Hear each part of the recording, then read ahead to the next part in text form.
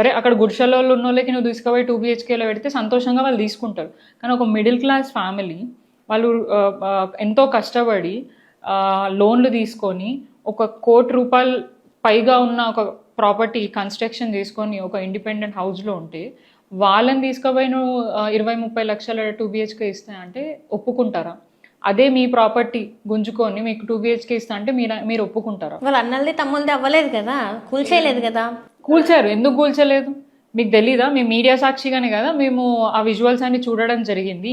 హైడ్రా అని చెప్పేసి చాలా మంది ఇళ్ళకి బుల్డోజర్లు, అది కూడా సాటర్డేలు సండేలు తీసుకుపోయి ఈ వీళ్ళకి సాటర్డేలు సండేలు కనిపిస్తాయి కానీ మరి అట్లా అంటే ముఖ్యమంత్రి గారి తమ్ముడి ల్యాండ్ కూడా FTLలో ఉంది. అవును, దాన్ని ఇప్పుడు దాకా ఎందుకు టచ్ చేయలేదు? అంటే వాళ్ళు ఇంకొక వాదన OSC మన ఫాతిమా కాలేజ్ కూడా ఉంది. గతంలో వాళ్ళు ఎంత అగ్రెసివ్ గా పోయారంటే ఖచ్చితంగా ఏ కన్స్ట్రక్షన్ కూడా FTLలో ఉంటే మేము ఊరుకోం.